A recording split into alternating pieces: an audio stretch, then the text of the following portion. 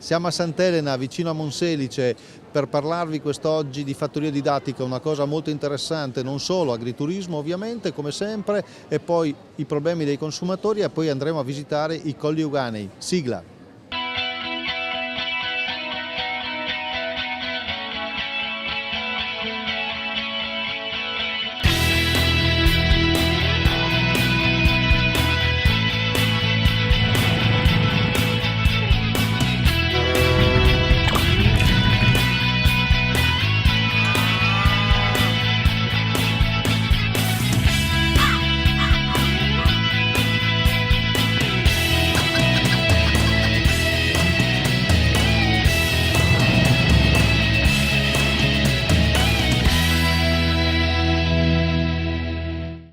E allora cominciamo questa puntata qui dall'area del Monselicese, montagnanese. Noi siamo a Sant'Elena, proprio a 2 passi da Monselice, per parlarvi un po' di questa bella realtà con Resio Veronese. Guardate che bello, adesso scendiamo però perché anche qua è un po' scuro. Allora dobbiamo parlare di che cosa voi avete fatto qui con le provvidenze, usiamo un termine forse che non è neanche corretto, ecco, con gli aiuti che sono arrivati sulla misura 311 del programma di sviluppo rurale. Sì, noi abbiamo utilizzato la misura 311 per sistemare una stalla, quella dove siamo adesso, che abbiamo fatto il tetto e la facciata davanti, mentre l'altra stalla abbiamo salvato solo un muro e i pilastri, 4 pilastri portanti, l'abbiamo fatta tutta nuova completamente. E voi qui insegnate in particolare le scolaresche, ecco, sì. Qual era la vita contadina? Avete anche un bel museo di civiltà contadina. Sì, abbiamo un museo della storia contadina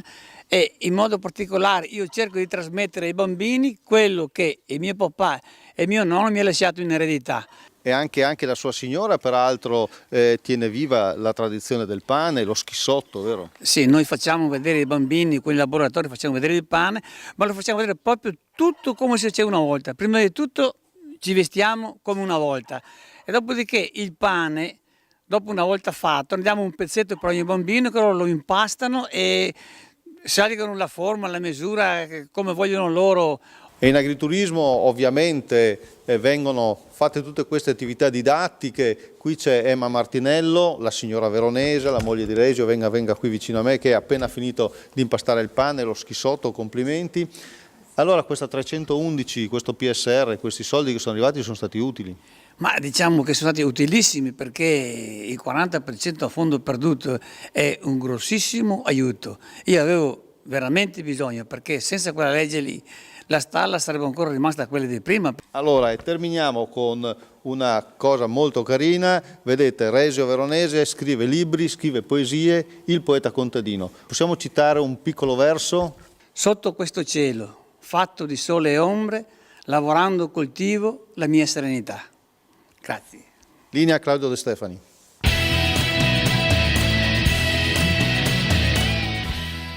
Una modifica finanziaria di fine programma al PSR Veneto che prevede un incremento di 7,3 milioni di euro per i pagamenti agroambientali, misura 214, è stata presentata nelle scorse settimane al Comitato di sorveglianza del programma. Il progetto di definizione partecipata del nuovo programma di sviluppo rurale del Veneto è tra le iniziative finaliste del premio Comunicazione PAC 2014, organizzato dalla Commissione europea. Il 29 gennaio saranno premiati a Bruxelles i vincitori. Pubblicati i dati trimestrali di avanzamento finanziario e tecnico del programma LEADER per lo sviluppo delle aree rurali del Veneto. Le schede sui gruppi di azione locale sono disponibili nel portale regione.veneto.it nella sezione Sviluppo Rurale. Caro Mimmo, anch'io quest'oggi parlo di carni, però lo faccio a tutela del consumatore. Per farlo nel migliore dei modi ho chiesto aiuto ancora una volta a Roberto Nardo, che vi ricordo è presidente provinciale di Consum di Padova. Buongiorno Presidente, ben ritrovato. È un argomento molto delicato, tutela del consumatore, ma soprattutto qualcosa che in tavola tutti i giorni ci sta e che noi dobbiamo per forza di cose conoscere. Come possiamo fare? Ma innanzitutto il consumatore deve sapere, perché ormai è una norma molto datata di qualche anno, che il prodotto alimentare deve essere etichettato e la carne fresca deve essere etichettata, cioè la famosa rintracciabilità. ci devono essere dei cartellini o dei certificati all'interno del negozio ben visibili al pubblico che spiegano dove è nato l'animale, da chi è stato importato, dove è stato ingrassato, dove è stato macellato e il taglio specifico della carne con il prezzo. Come quello che stiamo vedendo, come quello che stiamo vedendo in questo momento. Siamo in un posto suggestivo, bellissimo, siamo tra Piazza delle Erbe e Piazza della Frutta a Padova. Questo è il più antico centro commerciale d'Europa? Questo è il più antico centro commerciale d'Europa, che è nato praticamente qualche anno dopo che i veneziani hanno costruito la Sala della Ragione, e sotto, da buoni commercianti, ci hanno messo le attività. Che cosa possiamo fare? Lo abbiamo già detto, controllare. Io so però che voi, assieme alla Regione del Veneto, state cercando di mettere assieme un meccanismo che ancora una volta andrà a tutelare il consumatore. Sì, oltre la tracciabilità, noi chiediamo alla Regione Veneto e alla Regione Veneto consenziente di imporsi in Europa perché ci sia un marchio Veneto, soprattutto per quanto riguarda l'alimentare, che è una delle eccellenze del Veneto, della nostra regione. Ce la faremo, Presidente? Io spero proprio di sì, perché va a vantaggio dei consumatori, ma va a vantaggio poi di tutta l'economia della regione. Bene, anche oggi vi abbiamo dato un consiglio importantissimo. Ringrazio Roberto Nardo, vi ricordo, Presidente Adiconsum del Veneto. Ringrazio anche il signor Martin che ci ha dato la sua disponibilità. La linea ritorna adesso a Mimmo Vita e noi ci vediamo tra non molto per la conclusione della nostra trasmissione.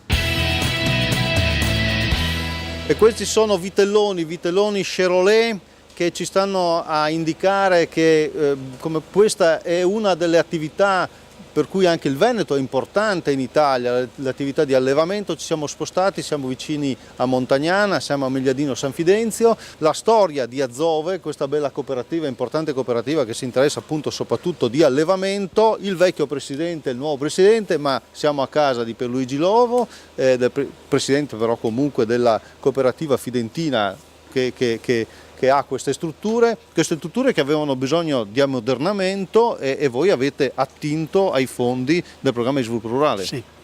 Sì, abbiamo attinto proprio per mettere intanto in sicurezza e le persone e anche gli animali, e quindi abbiamo ripassato i tetti, quasi tutti, ma abbiamo bisogno ancora di un intervento importante per terminare tutta la struttura e il cambiamento. Presidente Scomparin, voi avete attinto per molti 11 milioni e rotti, vero, sulle misure 121, 122, 123 eccetera del programma di sviluppo rurale? Certo, soprattutto col piano di integrato di filiera, dove siamo riusciti a dare risposte ai nostri allevatori, coinvolgendo circa 60-65 aziende. Abbiamo fatto iniziative per quanto riguarda ammodernamento, come dicevamo prima, sia delle strutture ma anche di macchinari, e si poteva farlo solamente appunto consorziando la domanda. Allora parliamo dell'attività di Azove. Sì, Azove è un gruppo, appunto un'azienda che raggruppa 150 allevatori, che fa del ristallo francese e poi tutti i servizi che diamo ai nostri associati, sia in acquisto, vendita, materie prime e assistenza tecnica. Anche per quanto riguarda appunto i fondi della regione, i fondi europei? Sicuramente per quanto riguarda fondi regionali ci facciamo da tramite per i nostri soci. Grazie allora al Presidente Scomparin e al Presidente Lovo, e noi continuiamo. Aumentano le risorse di 150 milioni di euro. Per i nostri investimenti aziendali 800 milioni di euro. Per le start-up agricole dei giovani 150 milioni. Finalmente aumenta l'indennità per gli agricoltori di montagna. Agevolazioni economiche per agriturismi, fattorie didattiche e sociali. Più futuro!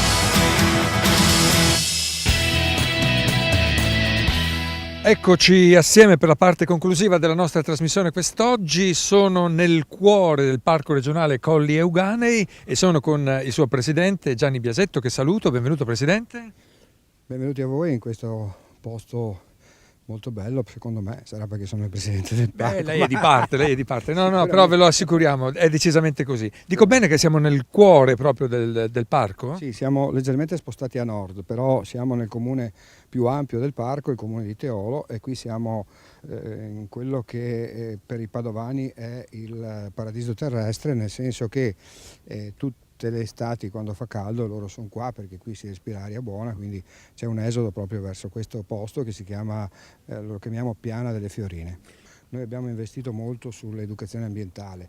Ecco, questo è il parco Avventura. Viene frequentato dalle scolaresche durante la settimana e nei fine settimana dalle famiglie, dai ragazzi con i genitori. Ecco, ci sono 3 percorsi che variano a seconda delle difficoltà, il percorso giallo, il percorso rosso e il percorso blu, e qui appunto è aperto durante tutto il periodo primavera-estate. Chi ne usufruisce? Lo rispetta? Beh, oddio, devo dire che ultimamente è cambiata la mentalità della gente che arriva qua, perché una volta, se lei vede, non ci sono tanti rifiuti abbandonati. Una volta chi arrivava qua la domenica, poi a lunedì c'era un'orda di spazzatura lasciata dappertutto. Adesso diciamo che chi lo frequenta è molto più sensibile al rispetto e devo dire che è molto rispettato, ecco, questo sì. Presidente, il tempo è finito, purtroppo la ringrazio per questa bellissima esperienza che ci ha fatto vivere. Grazie a voi. E venitelo a vedere, perché noi ne parliamo, noi vi facciamo vedere le immagini, ma vi assicuro che respirarlo è tutt'altra cosa. Grazie a Gianni Biasetto, grazie come sempre a tutti quanti voi che avete seguito la nostra trasmissione e al mio amico Mimmo Vite naturalmente. Arrivederci.